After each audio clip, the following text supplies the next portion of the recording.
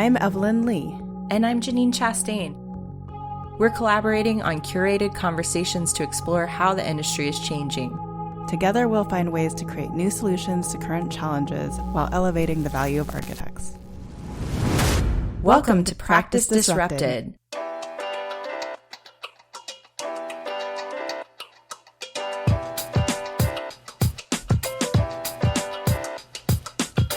Hello, listeners. Thank you for dropping in on another episode of Practice Disrupted. I'm really personally excited about this upcoming conversation, probably just because it's been a while since I've been in the same room with our two guests. When we started planning for this season, we knew we wanted to talk about firm culture and the impact that has on the architecture studio environment, and more importantly, the employee experience as a result of the firm culture. In my consulting work, it occurred to me that there might be different mindsets about how firm culture should function in an office. What is really interesting to me is that there has been a growing notion of workplace culture in recent years, and I don't think that's really translated to the architecture field directly. So especially where I am in Silicon Valley, HR is a term that you don't really hear that much anymore. It's been redefined as the people operations team, the people team, the employee experience team. And I think that that shift, at least out here in Northern California, has been primarily because of the emphasis that is placed on the value of creating an organizational culture that then becomes a way to recruit, actually, right, the top talent into the workplace. So studio culture, from your perspective, or from my perspective, was introduced to me in my undergraduate years at Drury University through one of my friends who was doing work with the AIAS, otherwise known as the American Institute of Architecture students. But back then, there was not a clear definition of studio culture when I was going through school. So, Janine, how would you define studio culture? I want to point back to an article written by Thomas Fisher, a former dean of the University of Minnesota College of Design and the current director of the Minnesota Design Center. The article was published in 1991 and was referenced in the AIAS report, The Redesign of Studio Culture. Tom opens the article by saying, "Last semester, a student at an East Coast architecture school who had been pulling in long hours to complete his final project drove home to change for the jury, lost control of his car, and was killed. One wants to say that such a senseless loss was an isolated incident, but for those of us who survive architecture school, 5-year fraternity hazing, as one New York architect recently called it, we know that abuses of the body and mind were legion, and that any one of us exposed to the same hazard near the end of the semester could have suffered the fate of that student." He later goes on to say, "At issue is not the value or even the necessity of hard work, commitment, or dedication.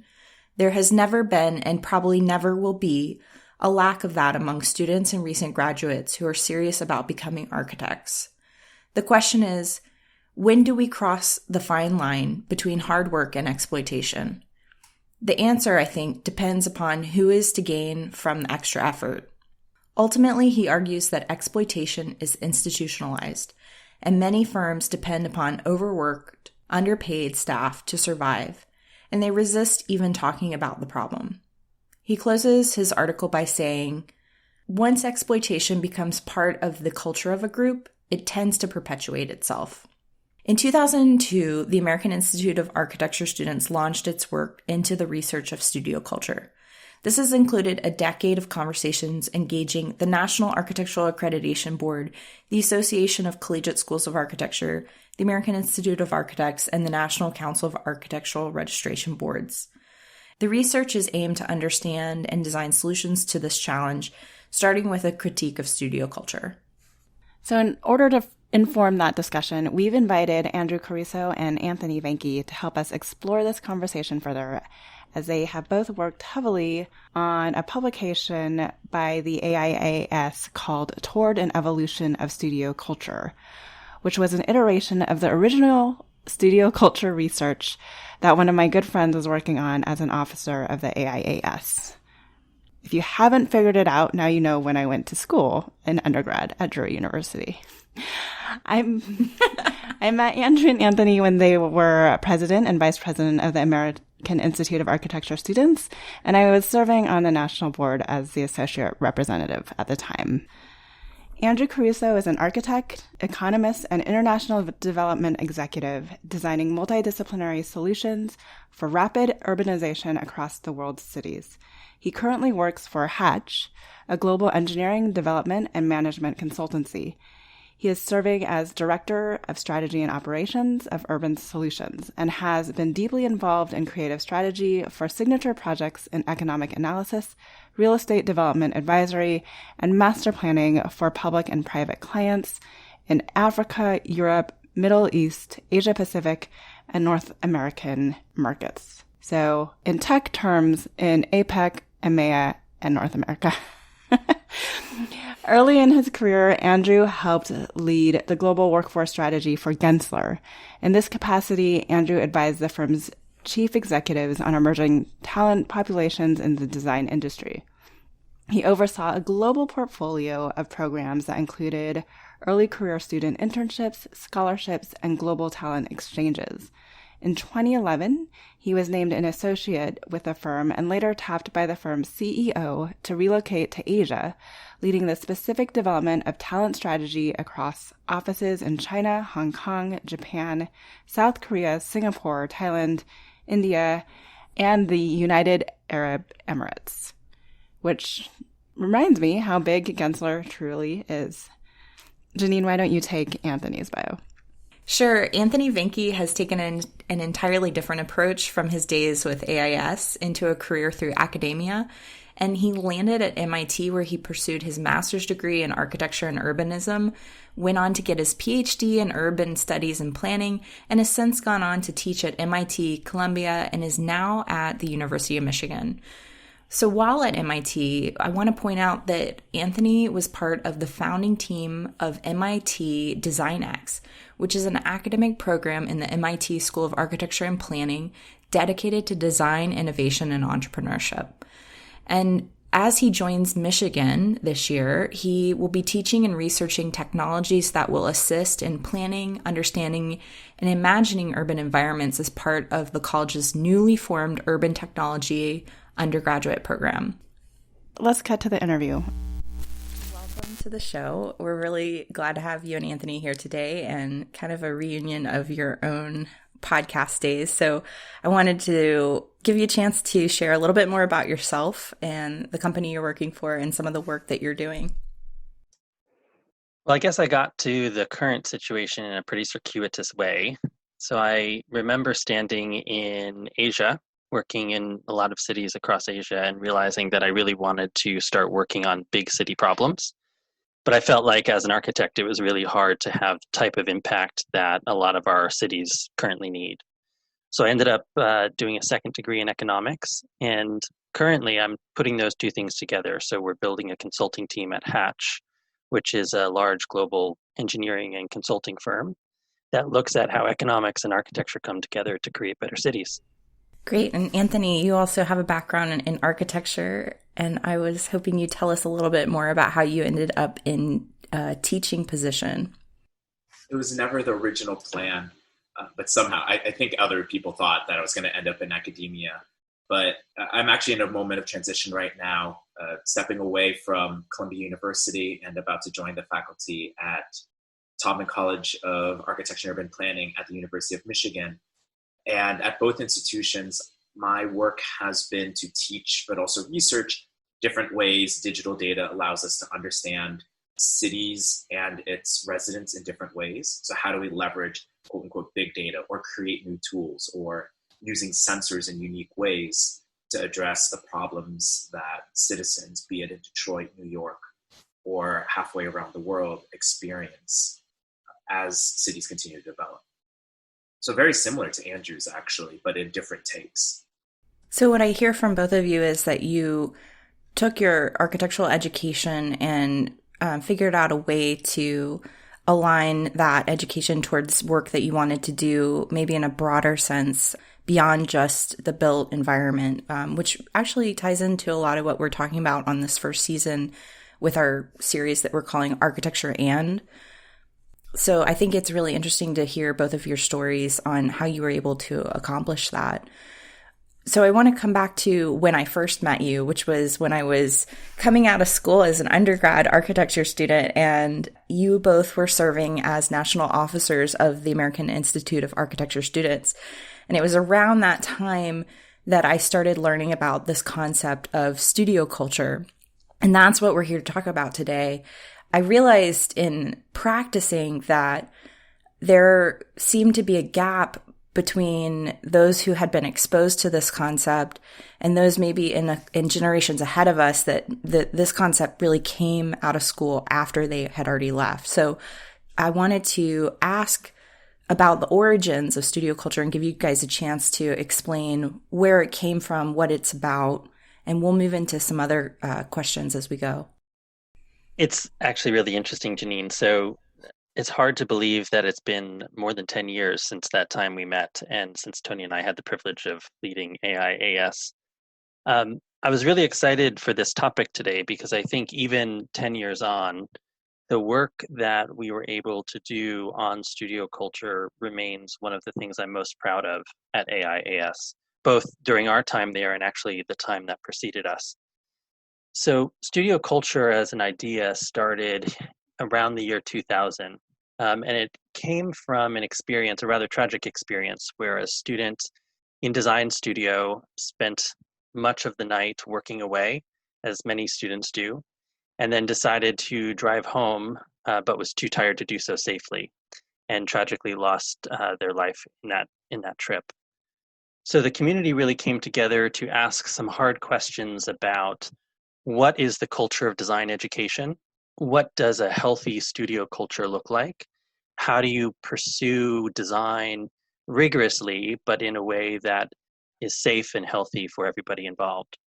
So in the early 2000s, AIS convened that conversation, whether it was the first task force that came together in 2000 or the Studio Culture Summit that they put together with representatives from across the field in 2004. And it really all culminated in the inclusion of a studio culture criteria in the, I think it was 2003 NAB terms, conditions of accreditation.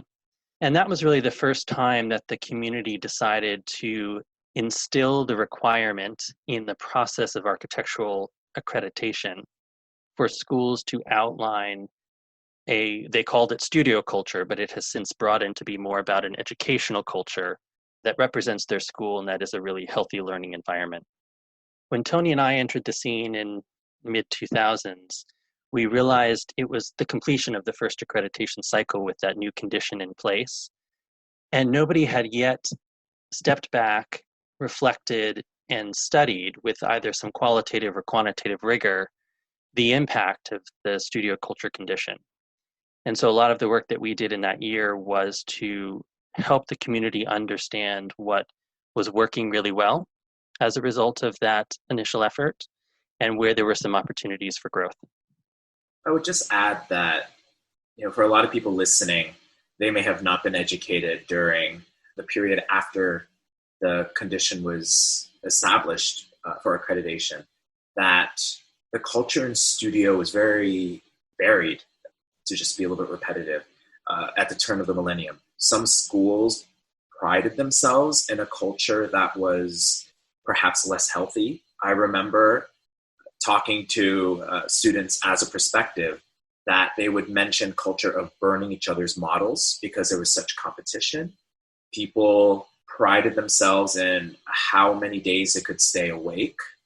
Even professors too, the culture of destroying models during review or physically tearing things down or egging on this toxic culture was prevalent. And I think one of the things that we have seen as a result of this change is that schools have addressed those concerns, that we don't see these undermining of each other's work or the promotion of unhealthy habits as the norm, that those are in some ways the exception. So we've seen the evolution, and of course this will continue to evolve as we move forward, both with revisiting the conditions, but also as technology changes how people interact in a studio. When this was first introduced, was there resistance to its adoption and integration into the academic culture? And what did that look like? And how did the industry move past that? What actually got it through that resistance? I would love to say that everything was smooth and happy and that everyone adopted this, that because of the process of having everyone from the profession to the academy and students in the same room, that everyone carried the banner and everything was happy. It was celebratory after the summit. These were conversations that needed to have happened. That this was absolutely vital, and everyone understood the motivations, everyone appreciated the impetus, and there were shared values amongst all the parties. Once that policy, that standard was established in accreditation and went to schools, things were a little bit less clear. That of course you had the most motivated in the room, but that once it hit programs, there was confusion about what this was. There was a lot of entrenchment, thinking that the tradition and the culture that we have at X institution is great. Why do we have to change it? To, at Y institution, we don't know what studio culture means. What is this enumeration of values or standards? So let us just put some words on a wall on a laminated piece of paper and call it a day. We met the check mark.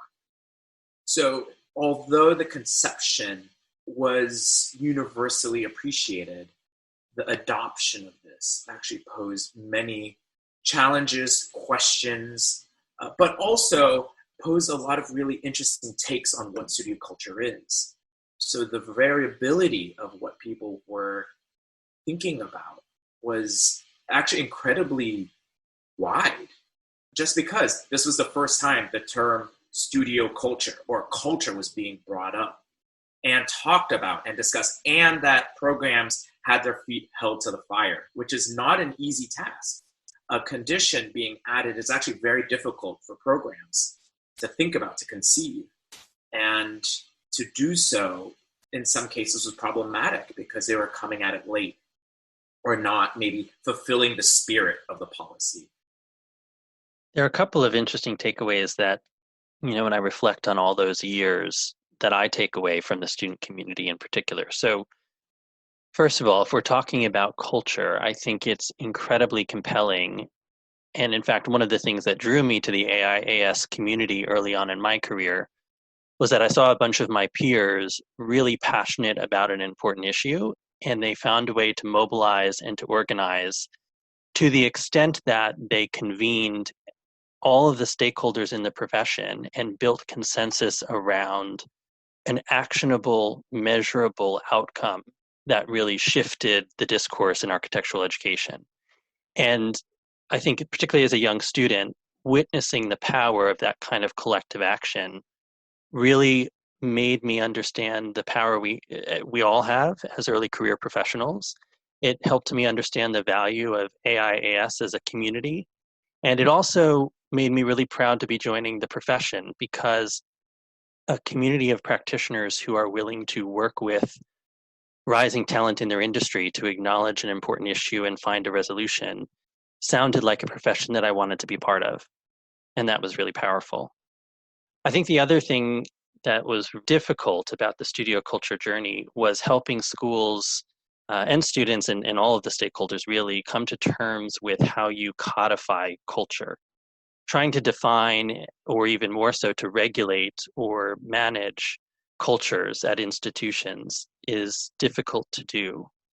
And when we went through the process of the brief, the studio culture brief that we wrote toward an evolution of studio culture in 2007, I think one of the reflections from our task force group was that, number one, it was originally called a studio culture policy, and the word policy was well intended, but perhaps presumed what the outcomes might look like.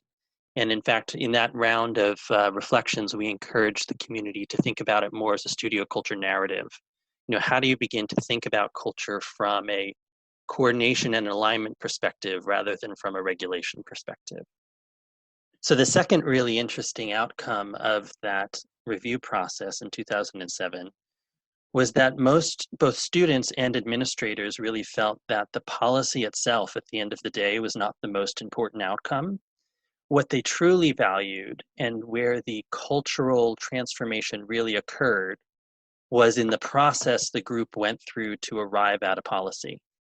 Structuring a way for those communities and stakeholders to come together and to debate really sensitive and complex issues about the way they interact and the way they create an environment for learning was actually the most valuable part of the exercise. The actual policy as a written document at the end of the day, although required by the accreditation process, was in fact not what they valued most in the entire experience.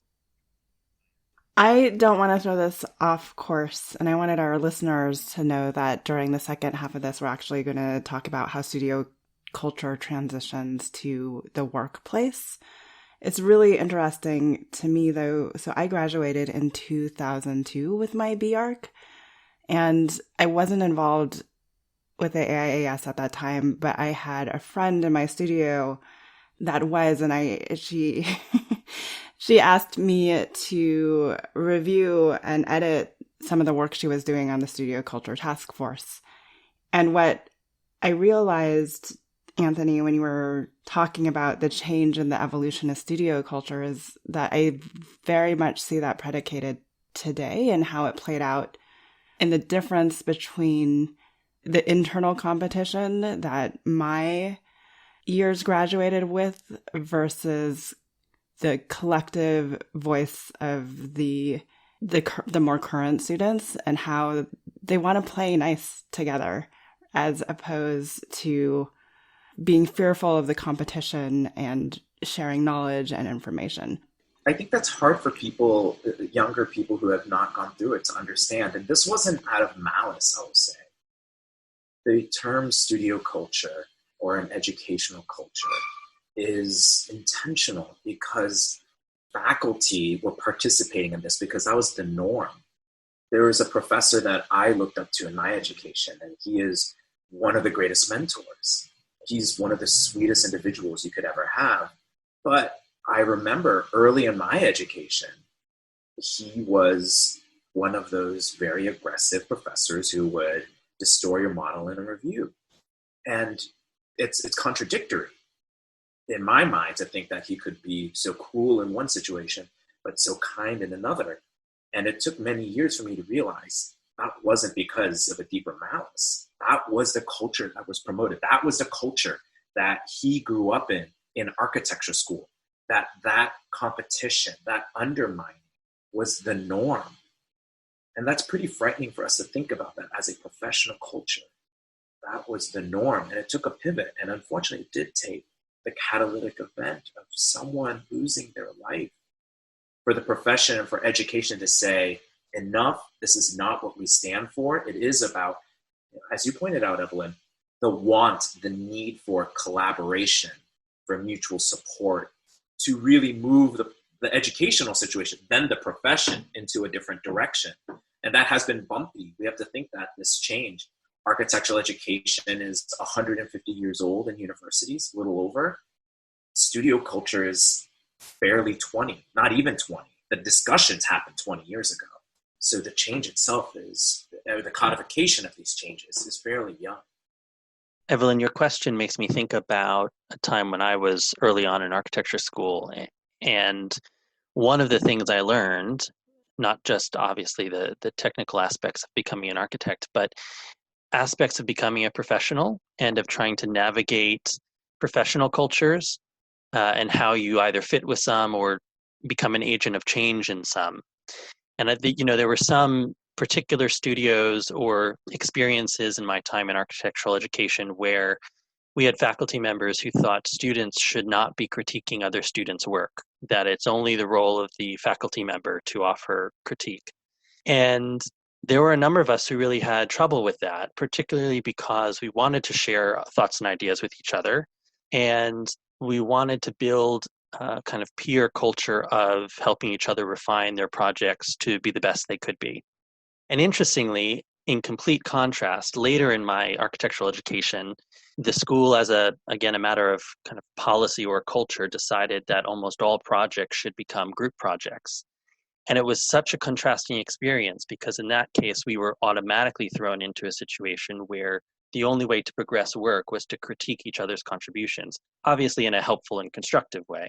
And it made me realize that part of what I was trying to do at school was understand the type of professional culture I wanted to be part of. And if a particular culture didn't fit me, or I felt could be improved, I was challenged to become an agent of change in that situation. And it took a while to learn how to do that, but I think that's one of the things that has translated most importantly from my architectural education experience into professional practice. I agree. Andrew, I have the same experience, and I didn't even recognize it until I moved into a professional setting and saw so many people that I would work with following a leader and not questioning things. And for some reason, I just kept being the person that would say, hey, isn't this weird? And even just the understanding that a studio culture could be different than a heads down culture where people don't talk to each other seemed to be shocking to me, that there were people that just accepted that in a workplace environment. So to continue our academic discussion, I just want to come back to, maybe you could frame for our listeners, what are some examples of the guidelines and best practices that came forward? And did you see any policies that were introduced at schools that you could point to as examples that were successful? I think 2007, the document that we created was a step change for studio culture because we decided to apply a peer review to what we had created as a community. And so we actually took all 100%, I think there were 44 studio culture policies that had been formally written and submitted to NAB up to that point. And we took all of them and introduced a multi-stakeholder peer review of those policies. So we brought in stakeholders from academia, practice, regulation, accreditation, and the student perspective, and had a multi-stakeholder conversation about the themes that emerged from that review. I think as we talked about earlier, one of the challenges that we found in all of those policies was that schools were really struggling with codifying something as ethereal as a culture. I think they were also trying to approach it as a policy, meaning they were focused on rules and regulations rather than more performance-based statements about the type of educational environment they wanted to create. So I think if I were to characterize the task force's recommendations, we really were encouraging schools to be more aspirational in the way that they talked about the studio culture environment that they wanted to create. And while we wanted them to be more aspirational about the goals, we also wanted them to be more rigorous about the process. So schools that really excelled at creating powerful studio culture documents, narratives, policies, whichever word you want to use to describe them, those were the schools that applied the rigor to a process of bringing together stakeholders and through a series of conversations, bringing alignment and consolidation to ideas about the type of environment they wanted. The results of that may be very aspirational, and I think those were the policies that were successful. Policies that really struggled were the ones that applied all the rigor to the document and were less structured about the process by which the community got to the document. As the AIS gave training to individuals that would be visiting programs, visiting schools to evaluate this policy, this condition, one of the pieces of advice that we would give them was to look at whether the policy is lived. So is it something that the multiple communities understand? So do students understand it, appreciate it? Do faculty understand, appreciate it? Yada, yada, down the whole line. And what did the process look like? Was it something that was staple on the wall and forgotten about? Or was it a process that people felt involved, shared their experiences to co-generate and co-develop this policy? And I think to Andrew's point, it was really the latter that we found as successful, because I think that there's a cause and effect issue, that it's somewhat circular, because programs that had a strong culture of collaboration between these different groups felt it natural to move in that direction, to actually have this conversation together, to collect multiple voices, to do 1,001 surveys, to have meetings, to have those difficult discussions, to move towards something positive. I think the weaker ones that we saw were reflective of deeper issues of needing to check the box of accreditation. And I think that's actually one of the big process evolutions from the first version to the second version, to discuss not just a studio culture policy, as Andrew had put it, a single document that is stapled against a wall and you check the box, but that towards a narrative or evidence of a larger culture, I think gave permission to schools to say, all right, we can take a little bit more time. Actually, we should take more time on this. We should have a deeper conversation. And I think one of the failings that we had in reflection was maybe we didn't give enough room, or we didn't push enough for schools to say, this product could actually be of your own culture. Why does it have to be a bunch of bullet points on the wall? Why does it have to be bullet points on the internet? Why is it not a living artifact?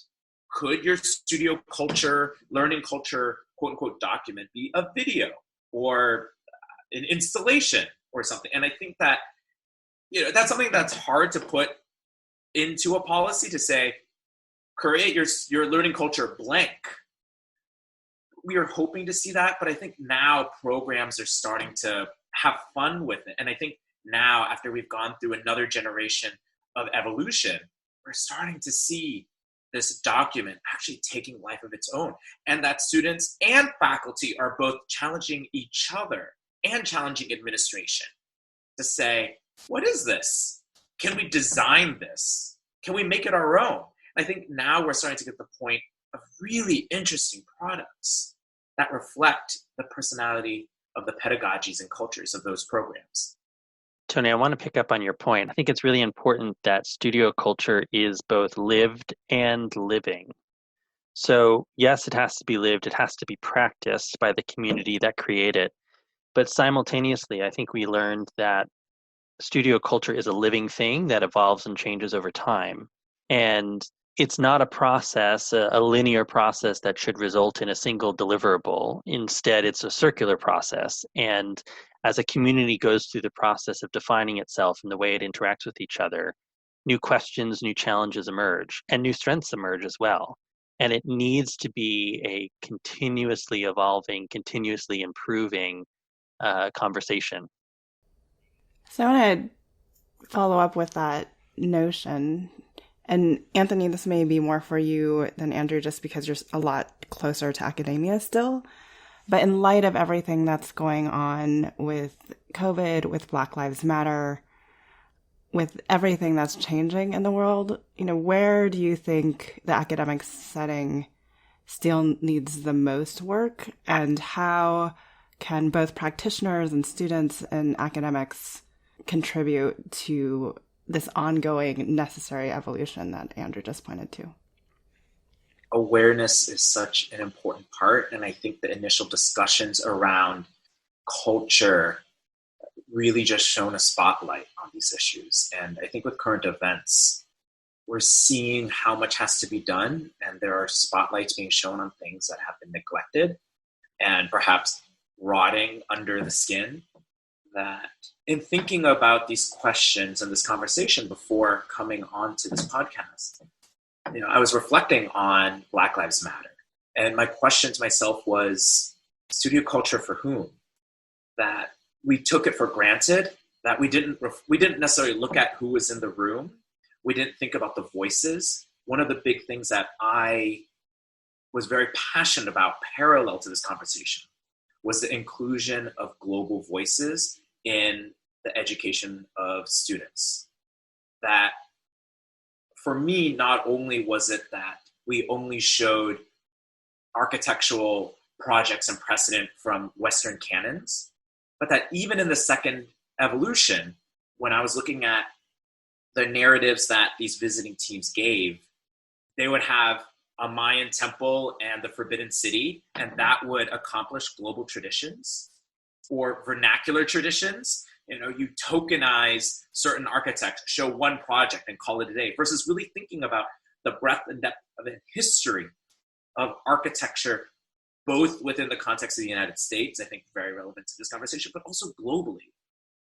Why don't we study Mughal architecture? The Mughal Empire was one of the largest empires to exist on the planet. And I think for some listeners, maybe hearing Mughal Empire is a new thing, but why? Yet we talk ad nauseum, potentially, about Frank Lloyd Wright. So I think as a cultural aspect, we have to evaluate how we're thinking about this. And it's not easy. If you think about the hiring process in academia and the tenure process, you're looking at dozens, hundreds of potentially strong candidates, but you've got a slot to fill.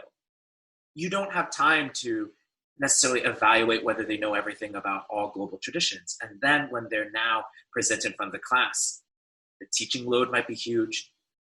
They might, only have time for one slide because they have to cover so much. So there are a lot of systemic issues on the faculty side, which then leads to systemic issues for the student side. And I think related to thinking about Black, Indigenous, and the cultures of people of color, we have to think about what that means, or do we keep architecture as a very elitist profession? This is a long conversation. I know that you're having other conversations about this, but within the architecture profession, this is not a new conversation of even thinking about how we're relevant to other communities. And that ties into the culture in the academy, in the studio, in the classroom. And I think related to COVID, perhaps the best thing, in my opinion, because, and I'll talk about this a little bit more, the best thing we could do for studio culture was to take studio away. The fact that people had to work from home, people were no longer in this room of collaboration, of sharing, but the fact that people could no longer be in that room, programs, students had to figure out how to recreate those environments of sharing and creating those artifacts that we never had. There are so many virtual pinup rooms popping up online that not just on Zoom, but actually archiving it. My alma mater, Tulane, created a virtual room where they put up all the thesis projects as if you were there, so you could explore it virtually. Michigan created CMYOK, which is a spinoff of the nickname for the pinup walls, as a way of curating not just studio projects, but what students were just doing. Virtual studios, being privileged at Columbia to see these conversations, people were experimenting on ways of having 24-hour rooms where people could pop in, share ideas, just hang out, and finding things on Slack and creating Slack channels to just random. I've seen from other programs Slack channels that were dedicated to just memes, to dank memes. For the older folks, you can look up what a dank meme is later. It's rated PG-13. But the fact that this is part of culture and that there was space given to it and that faculty were thinking about how do we promote these conversations that students would be having, creating spaces for that, saying it's okay to just go on wild random tangents, to use these resources to do that is important. And I think we're finally getting to the point of seeing those artifacts, those narratives, that lived culture, and people trying to recreate what they appreciated but never thought about and took for granted, now that we don't have that. And as we move forward, I think these conversations will remain very relevant, especially with the uncertainty about returning to schools, hybrid education, work from home, learn from home. There's a lot of question marks, but I think now we're finally seeing a lot of voices thinking about what learning culture is in a world where it's mediated by a screen. I think the four of us each understand the value of culture, and maybe that's why we're attracted to this topic. And I think that we have tried to bring that into the professional settings that we've each worked and volunteered in. But as an industry that we know is struggling with change, has a long history of not looking at culture and valuing it. Just from each of your perspective, for someone who's struggling to understand the value of culture, either in an academic or professional setting for architecture, what do you think is the value that an emphasis on culture brings to that type of design environment? I can say on a very minute level, it even translates to dollar and cents. That there's been a lot of studies in the innovation world looking at the culture of Silicon Valley around technology.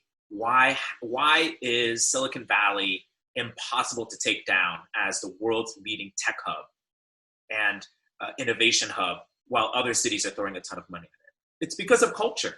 People see each other, share ideas, meet at the coffee shop, see each other in the parking lot, and want to share ideas, want to ask each other questions where other communities don't have. In the innovation world, there's a study that calls it collision density. But we can think about it as people wanting to share.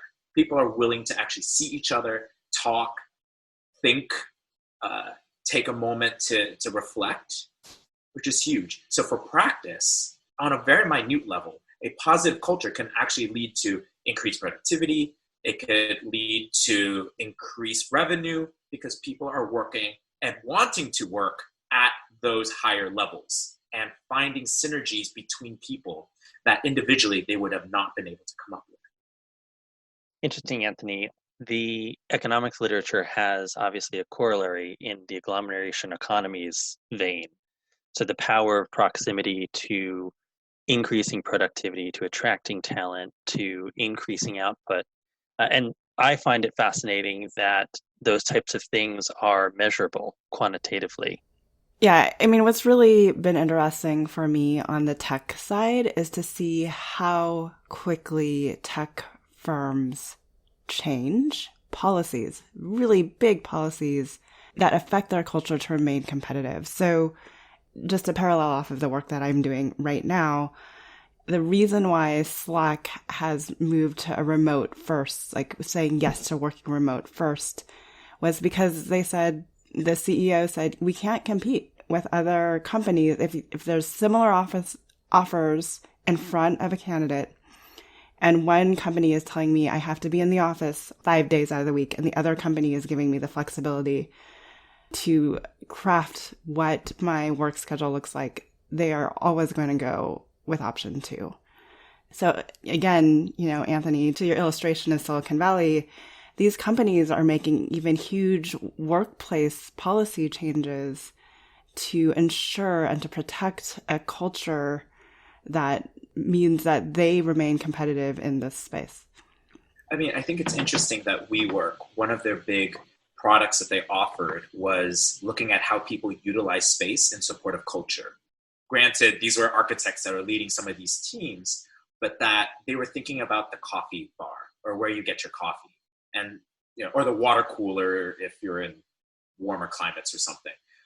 But they evaluated how people met and talked around the coffee bar in different places where they had their offices or their co-working spaces that they offered as a product. And they actually would do adjustments to local cultures because people used a coffee bar differently. The universal across all of these was that they wanted to see greater interactions, that there was a want from their clients. Now, granted, WeWork probably stretched their expenses a little bit too much and their revenue was a little too thin, but I think it, as a takeaway, to look at culture and to evaluate it makes a lot of sense in academia. It makes sense in the physical workplace. And I think, to your point, also to companies. Thinking back, and I might get some of the details wrong, but the state of Minnesota during the economic downturn had a lot of these questions. That to save money, they moved to a hybrid work from home office protocol so that you had some flexibility. And they found that overall satisfaction went up. Yet people still wanted to go into the office, just not necessarily at 9 to 5 and 5 days a week, that they may have had children so that they would want to work from home 1 or 2 days a week. For the state, they mandated that certain days were work from office so that they could have meetings. And I don't know what happened, but that in the immediate, in the downturn, in the recession, it was actually very successful, that they found positive outcomes, that they could reduce costs from the state, but that people were happier because they were given the flexibility. But to the culture, an expectation was set that you would still come in and share your ideas, you would still have meetings, and that you would also appreciate it if someone decided to work from home that day. That's a big shift, especially for a bureaucracy like the public sector, to find these spaces of innovation. And I think it's interesting that some industries still are more reluctant than others to have these difficult conversations. Yeah, I mean, for me, it's even just the change, the vocabulary from human resources to people operations and the employee experience. Or talent management, that they see you as a talented individual. And it's how do we best catalyze and valorize that asset? The next question really is what we learned about studio culture translates into the modern design studio, and what lessons would we want to share with people to consider in their own companies so that they can start having these conversations locally? I've had this idea kicking around my head during this conversation, and I'm not exactly sure what the soundbite is, but I think of studio culture, whether it's in the academic or the professional setting, as being like the rules of the game. And there's something in it for me about everyone wants to play the game, but they want to play the game that's right for them. And they need to play a game where the rules allow them to be successful. And I think a lot of conversations about culture probably fall afoul when they start looking at the players rather than at the rules of the game, and trying to construct a game where everybody can bring their own special skill to it and be successful at that skill, and together those things win the match. Far be it from me to make a sports metaphor, but I think the rules of the game are really important. And, sometimes, particularly in instances where I've been helping to bring two different companies together, talk about issues of workplace culture and workplace culture collision. A lot of junior members of staff who have not been through either a merger and an acquisition or have not been through an economic downturn, etc., are really struggling with how to chart their own career when it seems like the rules of the game have completely changed. And my favorite metaphor for them is, again, not something I actually do, but it's a surfing metaphor. I really feel like your role as an employee at any level, frankly, is to choose the right surfboard, choose how you want to position your body on that surfboard in order to get the best ride out of the wave that you can. And you can't change the way the wave crashes. You can't change the direction of the current, but you can choose how you interact with that wave to get a really good ride. And so somewhere in there, I think, is where you have to navigate your own personal fit with the rules of the game that you're playing, and the collective fit with the rules of the game.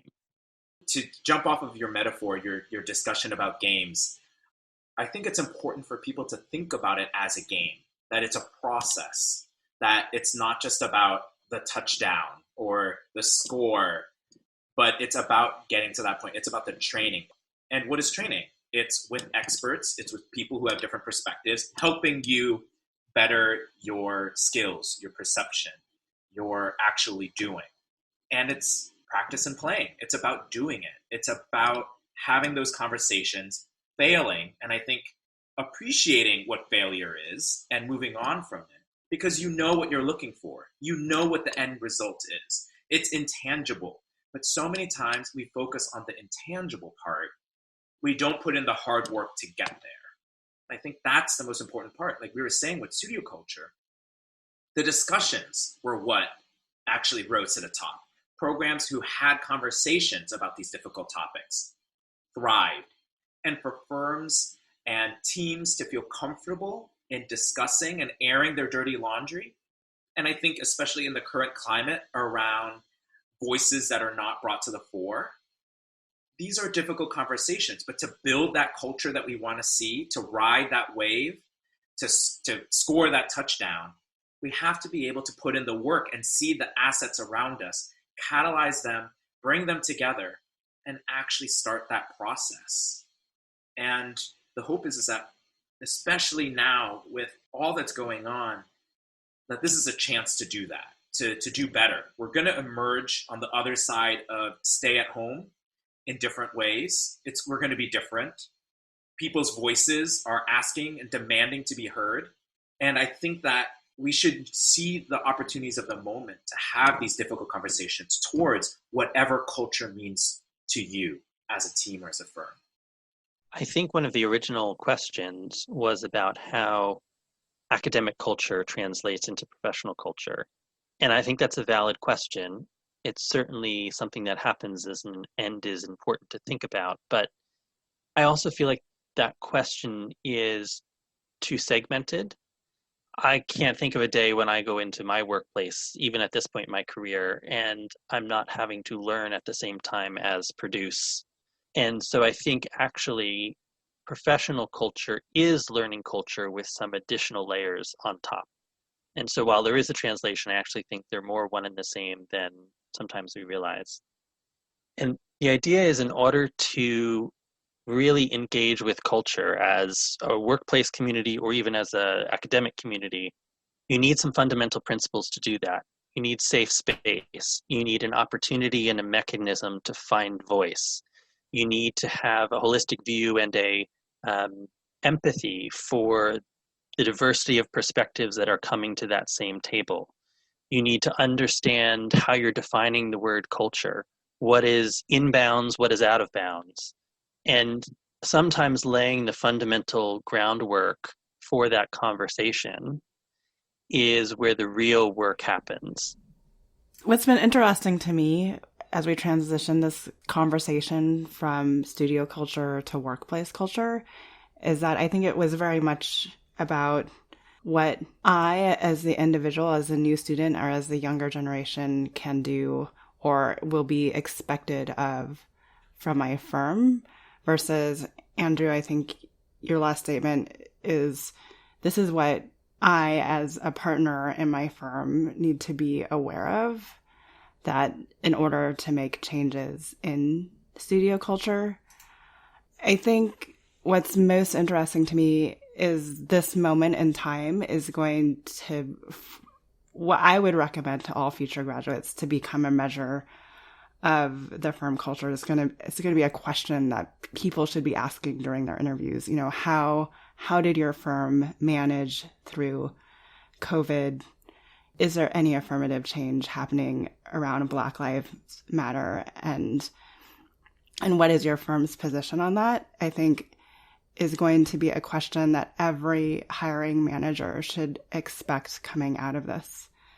So that being said, to continue where you left off, Andrew and Anthony, if you have any input into this, what are key takeaways that principals or discussions or conversations that principals should be having now to set up their culture for that evolution or that change, or even highlight the good things that they are doing that they're just not talking about or communicating about on a regular basis? I'm not a cultural anthropologist or a social scientist, but my initial thinking is that, we're in a society right now where whether it's mobile technology or social media or mass consumerism, all of these trends have placed exceptional focus on brand and personal brand. And the brands that a person aligns their own personal brand with become really important. And so sometimes people ask, why are early career professionals these days so focused on what companies are doing around some of these social agendas or issues? And I think the reason is because a lot of us now are beginning to think about how we shape our own narrative and how we invest our time in alignment with some of these core challenges that we see in the world around us. I don't know if technology is part of it. The fact that most of us spend much of our day on a phone. I personally, I'm working with a global team, so I'm taking calls and doing emails at nearly every hour of the day. And what that means to me is that those hours are precious, and that my job to me is more than just a job. It is part of how I define myself. And that's why the companies that I associate myself with, or the organizations, volunteer activities, etc., that's why they're so important, that they align with who I am as a person and where I want the world to go, because they have become far more integrated with my daily lived experience than perhaps they have in the past. I tell my students to think about, when they're thinking about their next steps, what is it that they love doing, what will get them there, and what ingredients need to be present to allow them to thrive. And every student will answer those questions differently. Some will say, I just need a paycheck. I got huge student loans. Valid.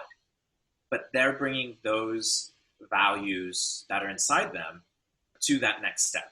And I think for firms to think about, if you really want to attract great young talent coming in, not to say that you need to pivot to become a product that young talent wants to be at or wants to buy into. But do you have those components? Do you have a culture? Do you have a narrative that you can share that inspires people to want to play as part of that team? So for leaders, I would ask, what's your North Star? I remember being in a meeting with firm leaders, and there was a debate between two firms because one of them, and I don't know tax law, but they did something that was really focused on their employees. The leader of the other firm laughed and said, oh, that's going to increase your capital gains taxes later on. And I thought at that moment, of those two firms, which one would I want to be at? The bigger firm where the owner was very concerned about capital gains, or the smaller firm that was actually thinking about their employees first and making decisions that were maybe not advantageous to the firm leaders' pocketbooks, but in support of the team because there might be long-term return. I want to be in the latter. But that value set, A, has to come from the top. But it's also, again, what is that North Star? Where is it that you want to go? Where is it that you're aiming for? You may not be perfect. You may not even be anywhere near that goal. But if you can establish a North Star that people can believe in and that you could show that you want to work towards that North Star with the people that you're bringing in, I'm willing to bet on that team. I'm willing to give maybe 5% more, 10% more, 15%, whatever it is, towards realizing that vision. Because as I think Andrew put it well, that's also part of me. That's also part of my brand. Because work, life, family are all blurring together. It's all work. We have to work at everything, but we can find joy in all these aspects too.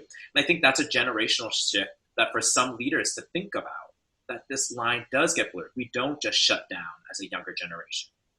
But that as a result, we're also demanding more from those firms, organizations that we want to be at. And the tools to become entrepreneurs are so plentiful. The barriers to entry are increasingly getting lower, that anyone with a great idea can actually try it and start their own business. That's also what firms are now fighting against as well, large firms. So how do you think about celebrating that individual talent as part of the collective? And those are conversations worth having, not just through the quarterly return, but as longer-term investments in your talent, your people, for a generation at least. That point is really interesting about technology and the platforms that they provide, allowing people and individuals specifically to scale ideas quickly, and therefore challenging the normative concept of what companies and firms are there to do, I think is huge. And I'll say that students are demanding it from schools. Students want to come out with their first startup, small business, whatever it is. So we're seeing this coming out of schools. And I think firms also have to be very prepared for a new way of thinking because they can dictate their own culture because they're not necessarily finding it in the marketplace. I don't know what the lived experience of previous generations was like, but I personally feel like moments of tragedy and existential crisis are happening faster and more frequently now than they did even when I was younger or earlier in my career. So whether we're talking about the Black Lives Matter movement, or we're talking about COVID-19, or we're talking about any one of a number of climate change realities, I think people today are challenged by their environment, built and natural, to ask themselves the tough questions about, what is your purpose? What do you want to contribute? And they're also challenged every day when they get up and make decisions about how they're going to spend precious time, whether what they're doing is contributing to the answers they want on those questions. And perhaps it feels like it's more than ever before. I think in the workplace, employers and companies are increasingly having to prove to their employees that being part of their enterprise helps them answer some of those existential questions. When Evelyn and I were setting up this conversation, it was really focused around this idea of employee experience. And what I've heard in this conversation is you guys started to touch on the team element being a really important part of how studio culture shows up into a professional studio environment. The easiest actionable task that I can think of for either a firm owner or even a manager on a team is to consider a policy either for the firm or at least to your point, Andrew, rules of engagement loosely defined for how the team might operate, and bringing some type of transparency and conversation around, we are starting a new project. This is our team. This is the type of communication that I'm looking for out of these conversations, and we hope to achieve X, Y, Z. I'm wondering from your perspective, what strategies might you recommend to someone who's either managing a team or managing a firm that they could start to have these kinds of conversations in a meaningful way with employees to promote that employee experience and positive studio culture? I think it relates a lot to what I was saying earlier about laying the groundwork in order to have the conversation about the rules of the game. And laying that groundwork, I think elements of laying the groundwork include building trust and empathy with the people around you. And particularly for the leaders in that situation, you need to lead by example in that sense. So you have to be able to be vulnerable about things that make you feel threatened or vulnerabilities that you feel you have. A firm I used to be part of used to call it aces and spaces, which I really liked. And it was all about, if you're playing a game of poker, you got to figure out what everyone's aces and spaces are so that together you can make a winning hand. Whether or not you like the metaphor, I thought what I appreciated about being in that company was that that approach was very much part of the lived experience of teams. And people were genuinely committed to approaching a challenge, whether it was a project or it was an internal collaboration issue, or whether it was even a performance issue that we were experiencing within a team, with that being one of the fundamental principles, that we were all willing to be vulnerable and honest about what we felt our aces and spaces were. And because of that trust and that commitment to being transparent with each other, we could trade cards until we found the right winning hand. I was also thinking there's a phrase that I perhaps use a little bit too much: standards without standardization. And I wonder if, for firm leaders, if you're reflective in your own teams, talking about that North Star, talking about larger hopes for what your teams may look like in engaging with each other, with projects, with challenges, do you think your team will respond in an appropriate way that resolves those challenges and issues without you having to create a committee or a policy or an enumerated process? Do the employees, and this of course varies between very large firms and very small ones, but are people empowered enough to start those conversations in a productive way to bring it forward? Do you think that the process that these teams and individuals will go through will look like the ones that you would hope that they would look like, broadly speaking? And I think if you can say yes, then you have standards that may be productive, maybe the ones that you want to see. And if not, maybe those are things that you want to tweak. But if the answer is no, and the response is to come up with that written text, you're falling in that standardization, that you really need to enumerate something explicitly because that norm isn't there. And I think that's a hard line to walk, especially if you're an HR manager. How do you find the balance between the two? And I think that's the conversation that we're having, that the successful policies or the firms that I think we want to work for, be it in Silicon Valley or in our own hometowns, are the ones that there are values that we can understand, appreciate, and jump right into and believe in, that they guide us forward, that we can have these conversations. And personally, I can say I'm reluctant to go to a place where the first thing I'm presented with is a handbook of bullet-pointed policies that guide how I should behave and how I should live. And I've been at a firm like that. Not my most happy time in my life. But I think that's something that we have to think about. Do you have a value set that people can understand, appreciate? and jump into and thrive? Or do you really have to enumerate behaviors? And I think that's a fine line to walk. There was a design studio where the design principal would occasionally walk out of her office and ring a bell. And the bell became a signal that she had made a mistake and that there was a lesson to be learned. And what I found really interesting about that story was that it was her own choice to be vulnerable with her team and to acknowledge that everyone makes mistakes and that the most valuable way of dealing with a mistake is to bring it to the surface and to allow not only yourself, but others to learn from it. And I think it really, for that particular studio, it bred this culture, again, leadership by example. It bred a culture where people were not afraid to ask for help or to admit that something didn't go the way it was planned, and either to share a lesson learned or to seek out lessons learned from each other. And I think that kind of emulating that kind of behavior can be fundamental to laying the groundwork for more nuanced conversations about, or aspirational conversations about, what you want your particular workplace or studio culture to be. One of the takeaways from my early career, I think, is really that people join people, they don't join organizations. And so this question of culture is really a simple question about people and community. And whether you're creating a family community, a neighborhood community, a workplace community, a school community, they're different environments, but the fundamentals of building a successful communal interaction and experience are pretty straightforward. So it's just, how do you manifest those things in whatever setting you're in? Well, I'm really excited we got to bring Anthony and Andrew on to the show. I just absolutely adore them.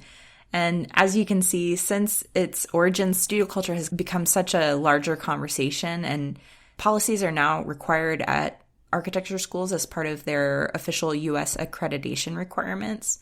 However, I don't think these conversations have expanded as widely into professional settings. Professional design studios still have many holdovers from the historic culture that has been inherited from our industry. While modern workplace trends challenge many of these ideas, it seems that there's still this rite of passage mentality that's an underlying theme or trend into the way that we practice. Yeah, it's interesting to me, only because this episode actually made me feel so much older in a way.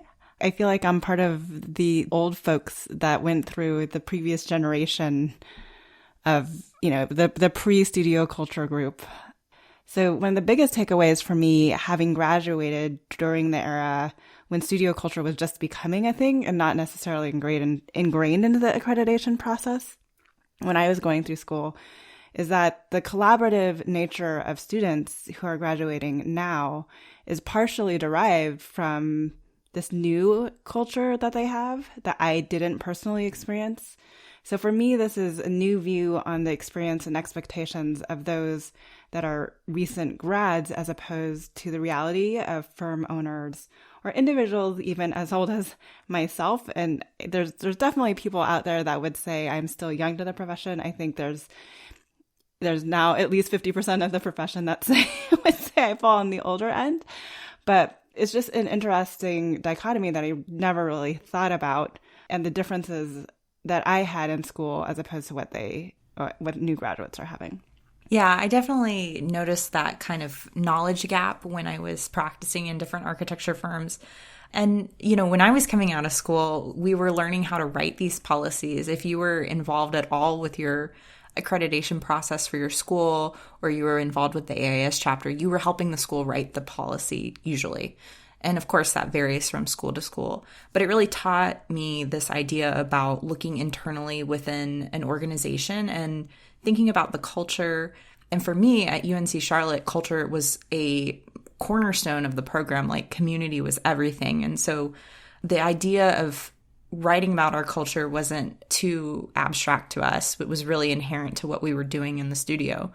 But in a professional setting, to me, that translates back to that idea of the employee experience and thinking about how you evaluate your own firm culture and studio culture.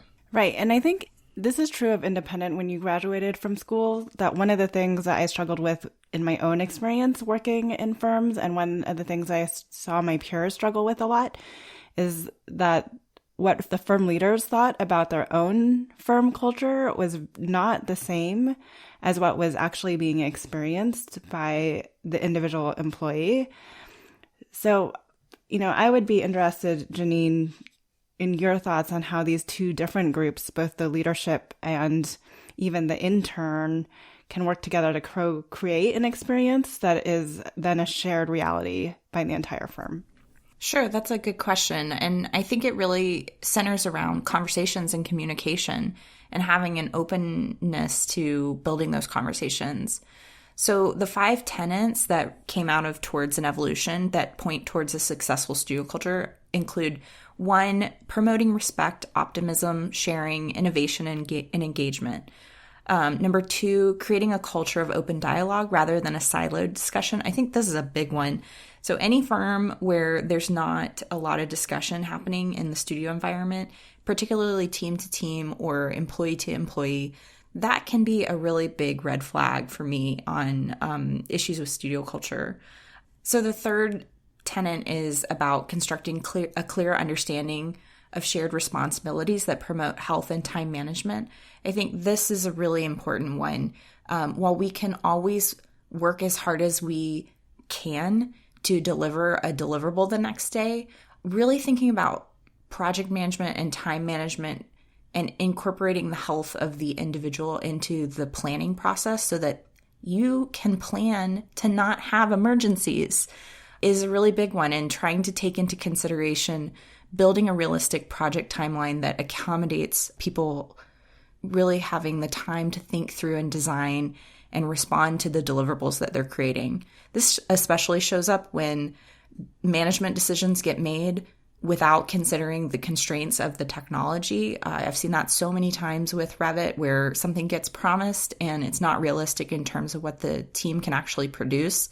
And so for me, that's a larger conversation that really reflects that there's a lack of communication going on. And then the 5th tenet is building a narrative, so this policy idea that reflects the voice of the studio environment. So everybody's really clear about what the values are across the environment. And to Anthony's point, taking the studio environment away because of COVID-19 has really prompted a lot of firms and, academic environment studios to assess what this new virtual studio culture is.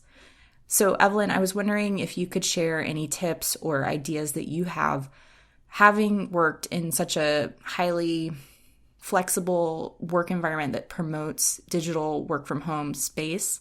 How can firms who are trying to navigate that transition be successful? What tips do you have for them? Yeah, I mean, to be honest, in my own workplace at Slack, I think we're still navigating that. This is all new to everyone. But one of the things that we did very well from the beginning have always put our employee resource groups in a Slack channel. If you're on Teams, you could do something similar by making a project for each of your employee resource groups. For smaller firms, or even for larger firms, have a channel or a project dedicated to water cooler chat. Have a channel or project dedicated to codes or even firm standards. So I know people are missing the opportunity to call out over the walls, like, hey, has anybody worked through this detail before? Well, provide a space for that to happen, even asynchronously, on these communication platforms, and tag it in a way that other people who are, all the technical people are always checking in on that project or that channel to see if anyone has any questions. I will probably be hanging out instead in our cooking channel or our boba channel, rather in the technical space. But that is just me and probably why I left traditional practice. But the point is, to whatever extent you can, manifest pieces of your firm culture within the digital tools that you are using while we are all working remotely. Mm-hmm. I've seen some other really good examples of that with some different firms. I know a lot of firms are using Slack. I know I've heard my friends saying that they'll post up a question about the code to the office in the Slack channel to get everybody's input in. And actually, my friends over at Kieran Timberlake, they're doing this awesome thing where they're hosting these really cool happy hours on Fridays and actually you can tune in too on Instagram, watch them do a live performance on Friday afternoons with some of their musicians on staff. So it's, just about creativity and people. And I think the most important thing that I want to say is that the people part is a very valuable part of your practice that you have to consider because it directly relates back to profit. If you're not taking care of your studio culture, I promise you're losing money because your people are working on your projects. And if they don't feel supported, if they're not feeling like they're getting enough out of the firm, it totally relates to their performance on their projects. And I think trying to create a healthy, happy studio culture, it sounds very woo-woo, but frankly, it relates to, I think, stronger profit margins.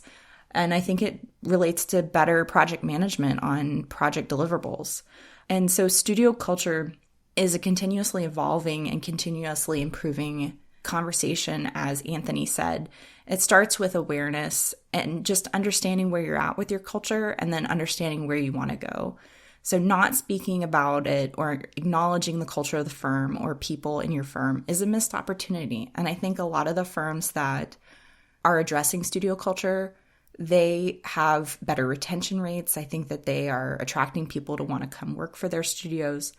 And I think there's still room for improvement for everybody across the board to enhance where we're at right now with studio culture in firms to where we could go to make it an even better profession for everybody.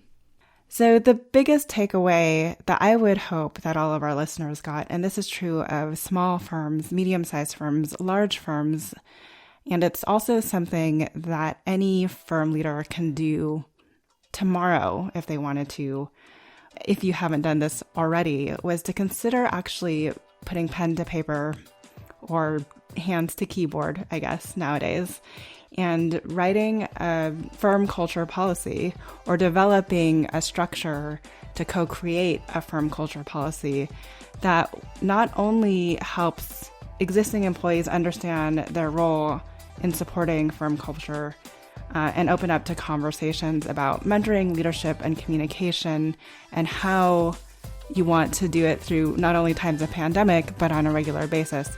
But it will also help new staff, when you are back to hiring, transition into the firm and understand their individual roles that they bring as contributors. And I think we will close there. Thank you for listening and tune in next week. Thanks for joining us on Practice Disrupted, a podcast by Practice of Architecture.